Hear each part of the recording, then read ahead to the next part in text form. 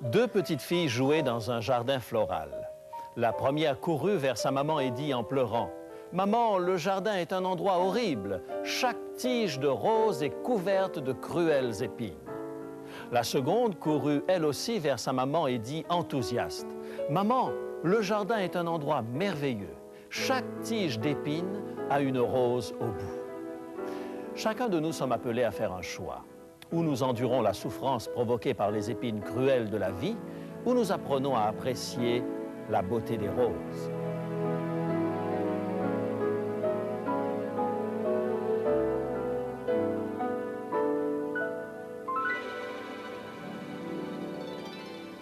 Il est écrit, je suis José Élysée et je vous apporte la réponse à vos besoins les plus profonds, le Christ vivant. Notre sujet d'aujourd'hui, épines cruelles. Chaque être humain est confronté à un choix. À moins que nous n'ayons le don d'ubiquité, nul ne peut suivre deux chemins en même temps. L'un conduit au bonheur et l'autre à la perdition. C'est ce que nous dit le livre des Proverbes au chapitre 14, les versets 12 et 13. Proverbes, chapitre 14, versets 12 et 13. Telle voie paraît droite à un homme, mais son issue, c'est la voie de la mort. Au milieu même du rire, le cœur peut être affligé et la joie peut finir par la détresse. Plus d'un cœur triste tente de cacher son trouble sous le manteau d'un rire insouciant. Cette mauvaise médecine ne mène nulle part. Même le clown, sous son humour apparent, peut traîner un cœur brisé. Combien cache derrière le masque d'un rire gras et sonore une souffrance mal soignée? Le livre de l'Ecclésiaste a une manière unique de décrire le rire d'une personne qui a tourné le dos à la parole de Dieu. Nous trouvons ces paroles au chapitre 7, le verset 6. Ecclésiaste, chapitre 7 et le verset 6. Car comme le bruit des épines sous la chaudière, ainsi est le rire des insensés. C'est encore là une vanité. Les épines utilisées comme combustible brûlent rapidement et dégagent beaucoup de lumière, mais peu de chaleur. C'est une description extraordinaire de notre époque, ponctuée de gigotements nerveux, de rires vides et de farces cruelles. Nous croulons sous l'hilarité provoquée par l'humour grinçant des fantaisistes. Les médias nous produisent le rire sur commande, mais derrière la foule des comédiens, des plaisanteries douteuses, des obscénités et des insanités, nous apercevons des âmes tristes et désabusées. Le rire peut prendre 1000 visages. Il y a le rire innocent de l'enfance, le rire saccadé de l'adolescent. Il y a le gros rire du bourgeois, le rire de la surprise et celui du désappointement, le rire de la joie pure et celui de la tristesse qui s'apparente à un soupir. Il y a le rire du chrétien et le ricanement du méchant. Mais si le ricanement sonne plus fort que le rire du chrétien, cela ne signifie pas pour autant qu'il soit plus heureux. Le livre des Proverbes nous décrit ce rire de surface au chapitre 14 et le verset 13. Proverbe 14 et le verset 13. Au milieu même du rire, le cœur peut être affligé et la joie peut finir par la détresse. Il peut s'embraser avec violence, tel un feu de broussailles, mais il est souvent suivi d'un profond désespoir. Certaines personnes peuvent rire extérieurement tout en pleurant intérieurement. En contraste, le prophète nous propose un autre style de vie dans le livre du Deutéronome, au chapitre 33 et le verset 29. Deutéronome, chapitre 33 et le verset 29. Que tu es heureux, Israël, qui est comme toi, un peuple sauvé par l'Éternel, le bouclier de ton secours et l'épée de ta gloire. Tes ennemis feront défaut devant toi, et tu fouleras leurs lieux élevés. Quel défi! Ce verset saisit celui qui trouve sa joie en Dieu, la présente aux yeux de tous et met le monde au défi de produire quoi que ce soit d'approchant. À vous qui regardez cette émission, je dis que le christianisme possède quelque chose qu'aucun autre style de vie ne peut apporter. Pour vous aider à en faire la découverte et l'expérience, nous vous proposons aujourd'hui le livre « Heureux ceux qui ». Cet excellent petit ouvrage présente avec clarté les lois de la vie et du bonheur, telles que Jésus les a vécues et enseignées. Dans ces pages lumineuses, vous trouverez inspiration et encouragement pour mener une vie épanouie. N'hésitez pas à commander votre exemplaire du livre « Heureux ceux qui ». Nous vous préciserons comment l'obtenir à la fin de ce programme. Il y a bien des années de cela, Charles Bradlaugh, un défenseur éminent de l'athéisme en Angleterre, défiait en permanence le christianisme et ce qu'il appelait ses prétentions. Dans le même temps, un pasteur du nom de Hugh Price Hughes travaillait dans les quartiers défavorisés de Londres. C'était une figure imposante et toute la ville de Londres était au courant des miracles de grâce qu'il accomplissait. Charles Bradlaugh lança un défi à M. Hughes. Il lui proposa un débat contradictoire pour lequel le tout Londres se passionna. Hughes releva le défi de Charles Bradlaugh et y ajouta un autre de son cru. Il fit dire à Bradlaugh « Je me propose d'apporter des preuves concrètes de la validité des prétentions du christianisme sous forme d'hommes et de femmes qui ont été sauvés de leur vie de péché et de honte grâce à leur relation avec Christ. Je vais moi-même amener ici 100 personnes et je vous mets au défi d'amener ici 100 autres personnes qui pourront témoigner le visage radieux qu'ils ont été transformés grâce à votre philosophie. Si vous ne pouvez amener 100 personnes, M. Bradlaugh, en face des miennes, je me contenterai de 50 hommes et femmes qui se lèveront pour témoigner de leur changement grâce à vos enseignements. Si vous ne pouvez en amener 50, je vous mets au défi d'en amener 20. Et si vous ne pouvez en amener 20, je me contenterai de 10. Non, M. Bradlaugh, je vous mets au défi d'en amener un, juste un homme ou une femme qui pourra témoigner de quelle manière votre enseignement athée a transformé sa vie. Mes hommes et mes femmes apporteront la preuve irréfutable de la puissance salvatrice de Jésus-Christ dans leur vie. Peut-être, M. Bradlaugh, que ce sera la réelle démonstration de la validité des prétentions du christianisme. La ville de Londres était en émoi. Qu'allait faire M. Bradlaugh? En réponse, Charles Bradlaugh, déconfit et de mauvaise grâce, retira publiquement son défi et toute la ville de Londres en fit des gorges chaudes. J'entends souvent parler des difficultés du chemin étroit. Je connais même un cantique qui affirme que le chemin du calvaire est étroit et périlleux. C'est un chemin solitaire, difficile et ténébreux.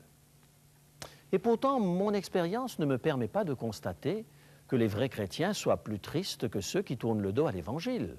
Au contraire, je vois beaucoup de chrétiens heureux dans les rues, marchant la tête haute, l'œil vif et le sourire aux lèvres. Ils sont remplis d'une belle espérance. Par contre, je vois ceux qui pataugent dans le péché, des plis profonds marquant leur front, abonnés à une vie dite de plaisir, qui ne trouve ni bonheur ni paix de l'esprit.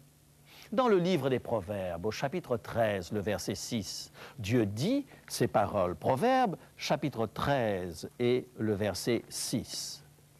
La justice garde celui dont la voie est intègre, mais la méchanceté cause la ruine du pécheur.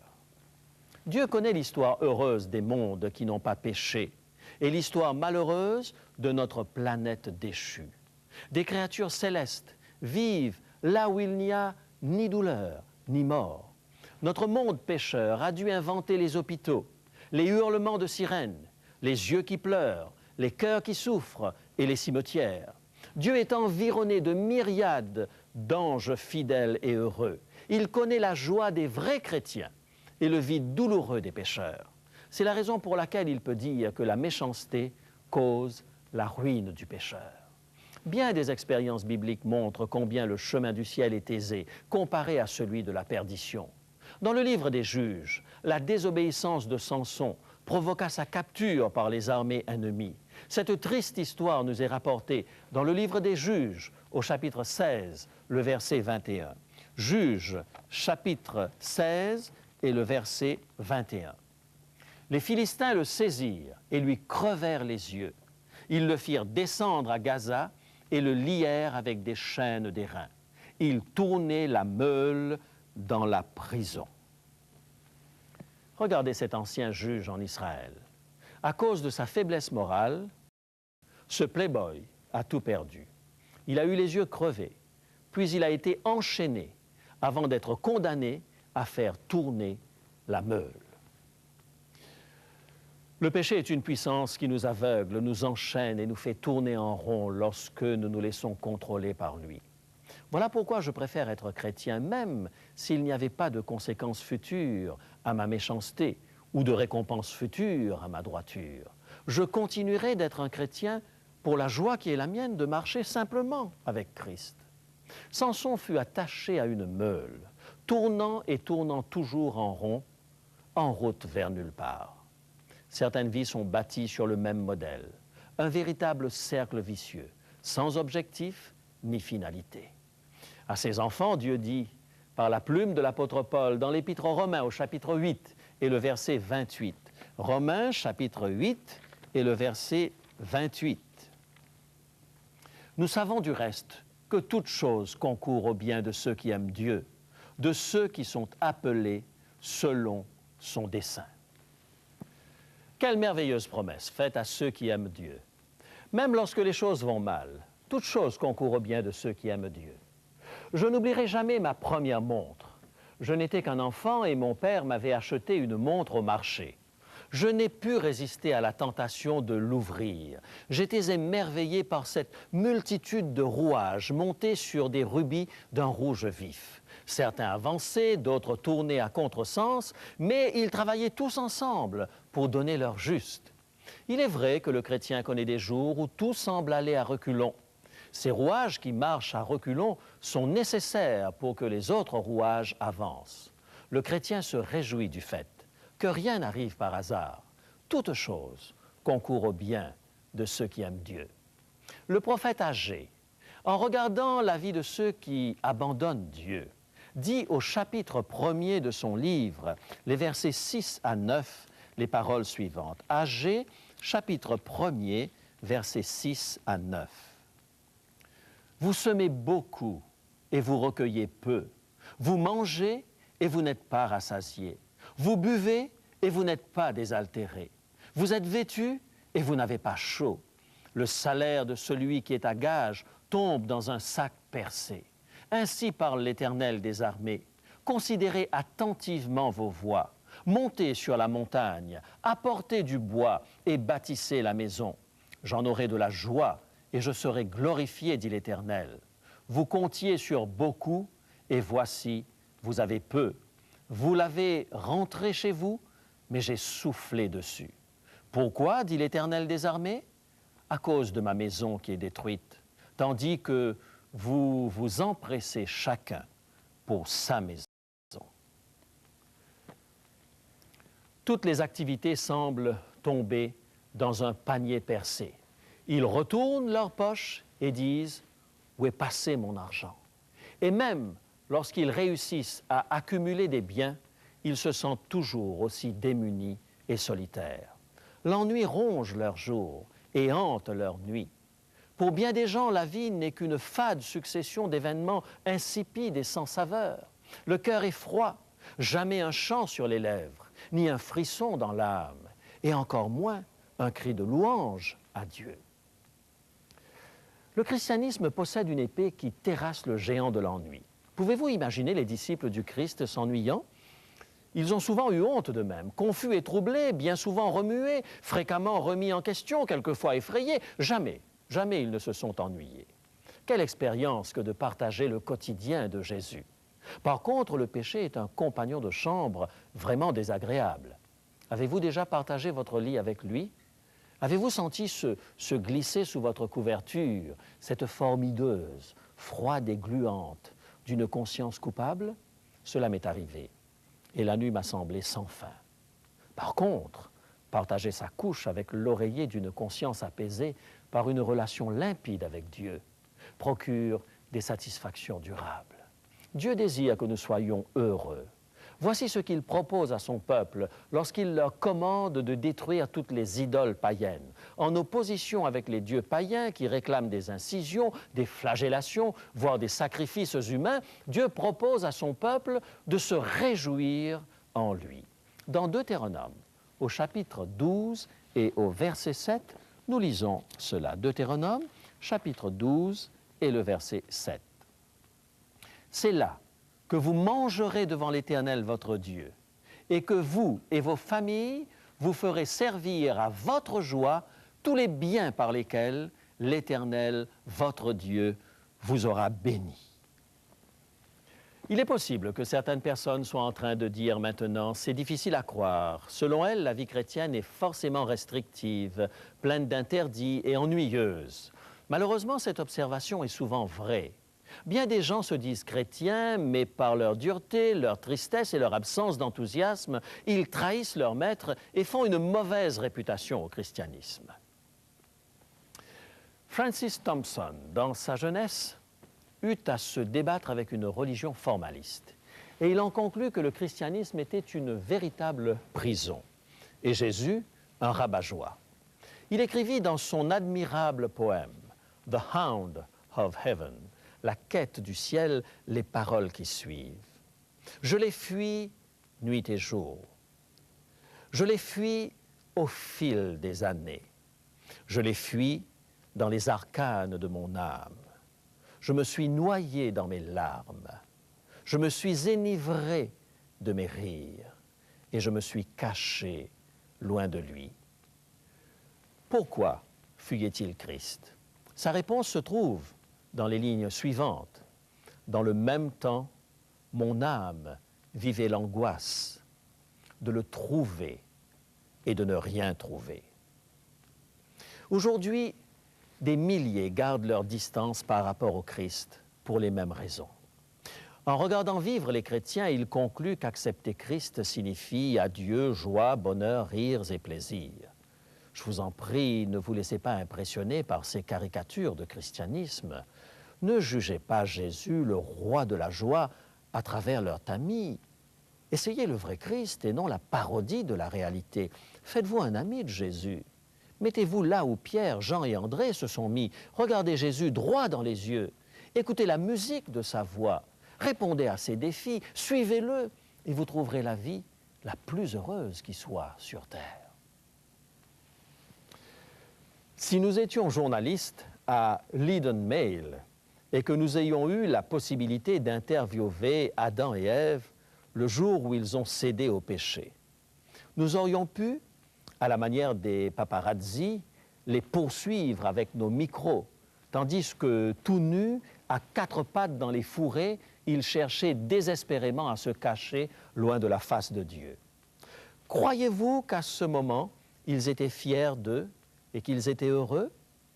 Ou si nous pouvions interroger Caïn et Abel pour savoir lequel des deux avait eu le plus de plaisir dans la vie, pensez-vous connaître la réponse?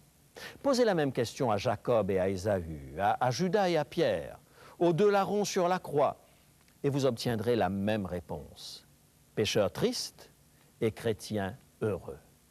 Pour beaucoup de gens, cette vie troublée n'a pas de sens.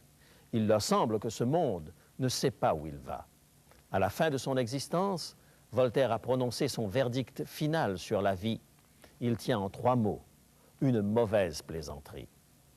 Mes amis, toute vie hors du christianisme est limitée à ce petit monde. Le naturalisme, par la voix de Bertrand Russell, ne peut que soupirer. Tout le travail des années, tout le dévouement, toute l'inspiration, tout le génie humain sont voués à l'extinction dans le vaste cimetière du système solaire. Et le temple des réalisations humaines, inévitablement, sera enfoui sous des monceaux de débris de l'univers en ruine. Mais le christianisme balaye l'horreur de cette obscurité et fait face à l'éternité.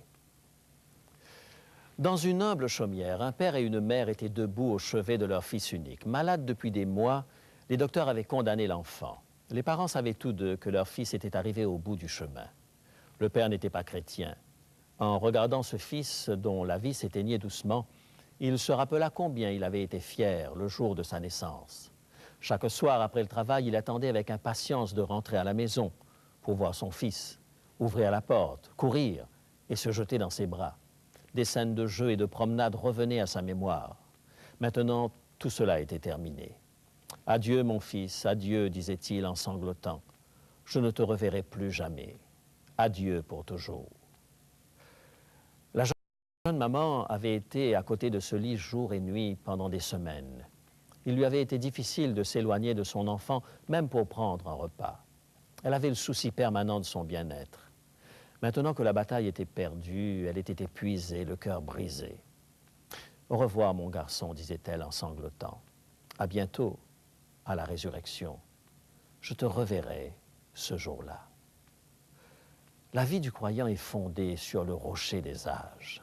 Sa foi illumine son existence et tourne son regard vers la bienheureuse espérance.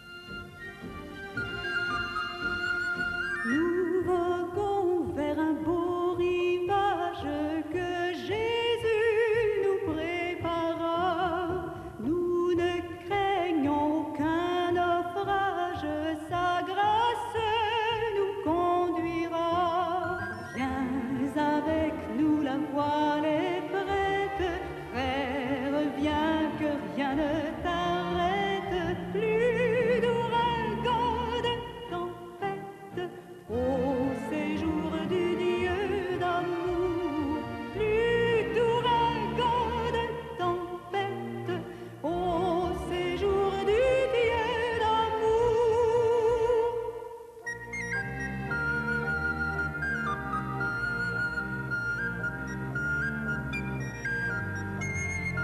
Pour notre céleste patrie, voici l'heure du départ. À venir, Jésus te convie, demain il serait trop tard. Viens avec nous, la voile est prête, frère, viens que rien ne t'arrête. Plus d'ouragan, de tempête, au séjour du Dieu d'amour. Plus d'ouragan, de tempête, au séjour du Dieu d'amour.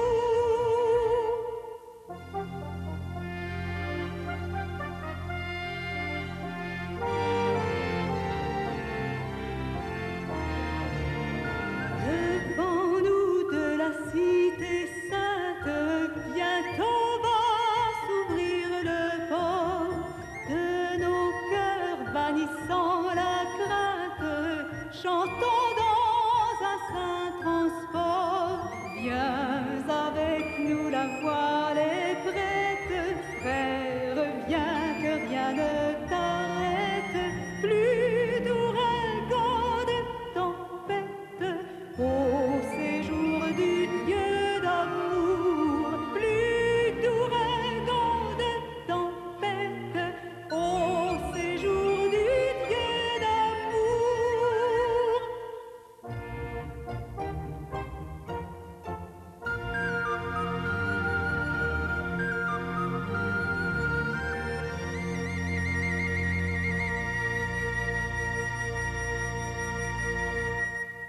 Prions ensemble. Père, accorde ta bénédiction à chaque auditeur de ce programme. Sois avec chaque personne, même dans son hésitation à te suivre. Si elle craint que le chemin soit difficile et solitaire, rassure-la et montre-lui ta bonté. Que chaque cœur qui entend ta voix aujourd'hui reçoive cette parcelle de joie si nécessaire à son âme. Renouvelle son courage et apprends-lui ta joie. Je te le demande, au nom de Jésus. Amen.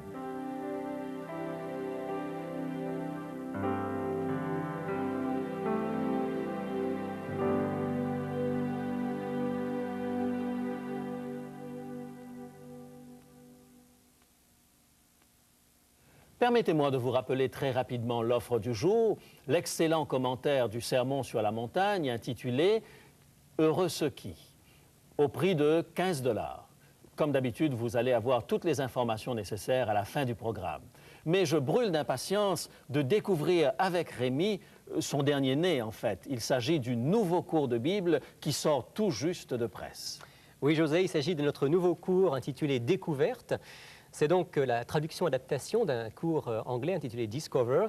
Et je dois te dire, José, que j'ai eu un vrai bonheur à travailler avec une équipe sur ce cours parce que c'est C'est vraiment l'ensemble du message biblique qui est passé en revue en 26 leçons. Tu peux le voir toi-même, un très beau cours en couleur. Effectivement, il est en couleur et je vois que, contrairement au cours de base que nous offrons dans lequel il n'y a que des versets bibliques et la possibilité de donner une réponse, ici, il y a un commentaire extrêmement important. Très fourni. Je crois que ça, c'est une des forces de ce nouveau cours que je recommande chaleureusement aux téléspectateurs. C'est que c'est un cours qui vraiment va en profondeur sur chaque sujet. Ça part avec l'origine, c'est-à-dire est-ce que nous pouvons croire en Dieu, puis ensuite des sujets comme la Bible et son origine, puis l'origine du mal, le problème du péché, Jésus notre Sauveur, et tout le plan du salut jusqu'au retour du Christ, y compris des sujets de vie chrétienne pratique comme la prière. Donc présenté en 26 leçons. En 26 leçons. Et dis-moi, au bout des 26 leçons, qu'est-ce qui se passe? Alors d'abord, peut-être une précision, chacun peut suivre ce cours à son rythme. Ça, c'est intéressant. C'est-à-dire que si quelqu'un veut le faire en un mois, il peut le faire. Si quelqu'un veut mettre un an, il peut le faire. Chacun à son rythme assimile la matière. Puis au terme du cours, alors il reçoit un diplôme. Un diplôme que nous envoyons au nom d'Il est écrit avec la satisfaction de voir quelqu'un grandir dans la connaissance de la parole de Dieu. Bien sûr que l'objectif final, c'est de permettre à chacun de découvrir la parole de Dieu et le message qui y est contenu. Mais c'est toujours agréable, lorsqu'on a terminé quelque chose, de pouvoir le concrétiser par un diplôme, effectivement. Exactement, José. C'est la raison pour laquelle je vous propose, à vous qui nous regardez en ce moment, de ne pas tarder à nous téléphoner ou à nous écrire pour recevoir tout à fait gratuitement les premières leçons de ce cours par correspondance intitulé « Découverte ». Vous l'apprécierez et je suis sûr que dans quelques temps, vous le recommanderez à vos amis. Je vous souhaite une bonne semaine et je vous dis à bientôt. Pour demander l'offre du jour, composez maintenant le 514-729-3515 pour la région de Montréal ou utilisez notre ligne sans frais 1-866-729-3515 si vous êtes de l'extérieur de Montréal. Il est possible que toutes nos lignes soient occupées au moment de votre appel. Composez à nouveau. Nos téléphonistes sont à votre écoute jusqu'à 10 heures ce matin. Mentionnez clairement le titre de l'offre demandée et parlez lentement afin que nous puissions bien noter vos noms et adresses.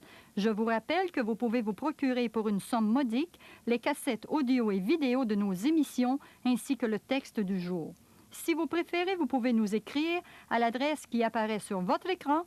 Il est écrit Case postale 99, succursale Rosemont, Montréal, Québec, H1X 3B6. Nous attendons vos appels. Composez maintenant le 1-866-729-3515.